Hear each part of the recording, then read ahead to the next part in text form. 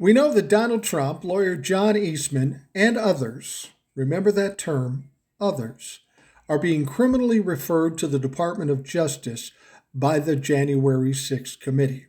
Now, it's important to understand that criminal referrals carry no legal weight.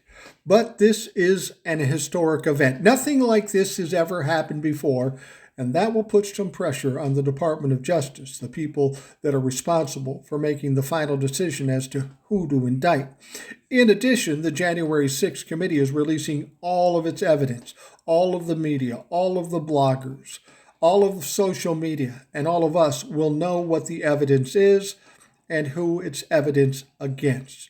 So again, that'll put more pressure on the Department of Justice. And it's important to understand they already have a grand jury in the works for the January 6th insurrection. So it's already in the process. They have a lot of their own evidence, and now they will have all of the January 6th evidence. Now, in this meeting, there were some other referrals.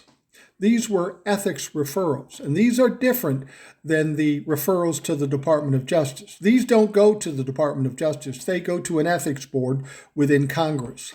The four men given ethics referrals are Kevin McCarthy, Jim Jordan, Scott Perry, and Andy Biggs.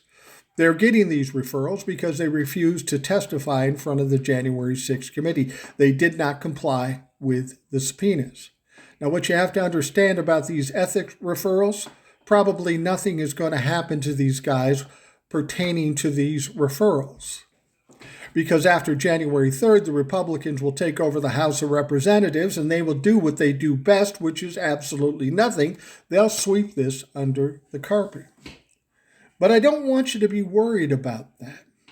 Let's go back to that first part where I said, remember the term others. The January 6th committee said Donald Trump, John Eastman committed crimes. And then they said others. They didn't want to specify these others because they didn't have a chance to hear them testify. Sounds interesting. That would be Kevin McCarthy, Jim Jordan, Scott Perry, and Andy Biggs. So these four are probably amongst those others where there is evidence that prove they did some wrongdoing. But it doesn't necessarily limit to these four. There are other people like Paul Gosar, Marjorie Taylor Greene, Lauren Boebert.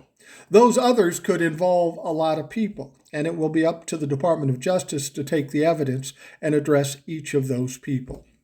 This was a good meeting. The J6 committee did exactly what they were supposed to do, and we're rolling now. Things are not going to be pretty for the Republicans over the next couple of years.